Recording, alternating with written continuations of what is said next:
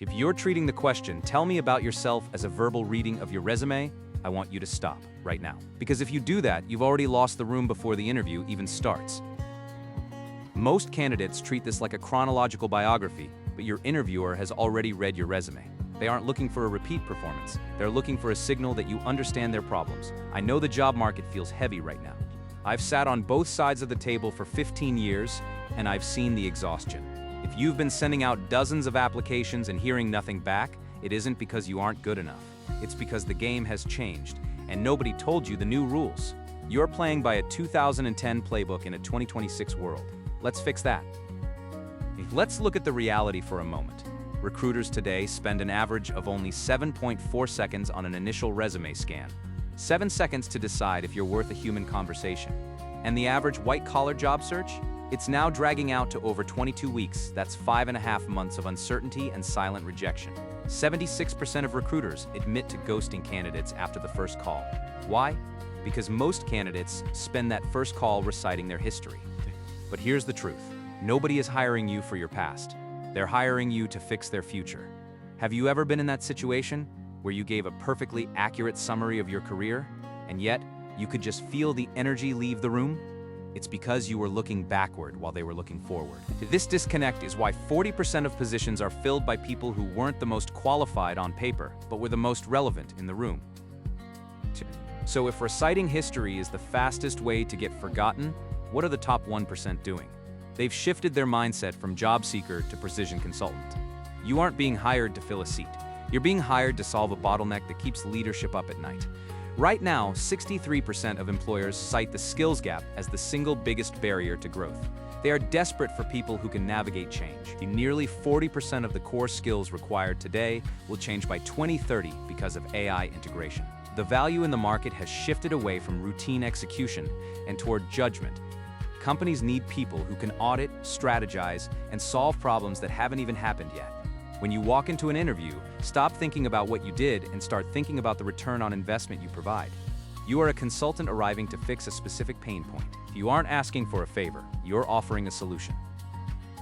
Let's talk about what this actually sounds like. Instead of saying, "I have 10 years of experience in logistics and I managed a team of 5. Try this. I specialize in auditing AI-driven workflows to recapture the 40% of time your team is currently losing to administrative drag.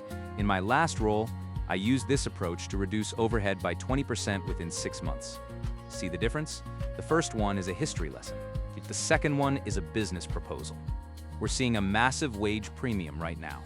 About 56% for workers who lead with AI-augmented skills. Here's another script for the soft skills side. 92% of talent professionals prioritize soft skills over technical certifications. Don't just say you're a good communicator. Say this: "I act as the bridge between technical teams and stakeholders. I've found that most projects fail due to a breakdown in EQ. I focus on navigating those human bottlenecks to keep delivery on track." Those who adapted this human-centric pitch saw an average salary increase of $18,000 last year. What if your background is messy, or you have a gap? This is where most people fail. They apologize for the past. Don't. In 2026, we aren't hiring for what you've done. We're hiring for your ability to navigate the unknown. Look at Amazon. Over 300,000 employees transitioned into technical roles through upskilling. They didn't have the history, but they had the potential and the resilience. If you have a gap, pitch the growth that happened during it. If you're pivoting, pitch the transferable ROI.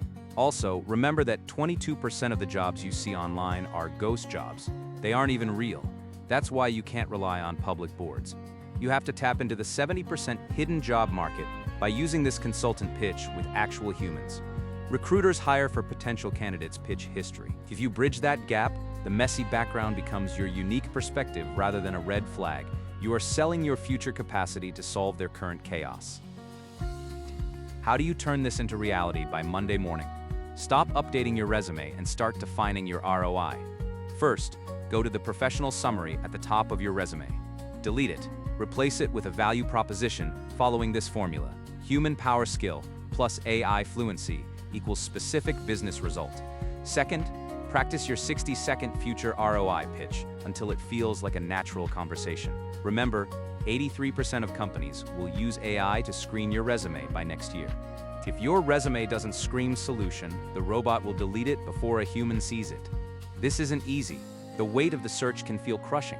But the people who figured this out, they're getting the callbacks and the offers. You aren't just a candidate looking for a break. You're the solution they've been waiting for. They just don't know it yet. So what's the one thing you're going to change about your approach this week? Let's get to work.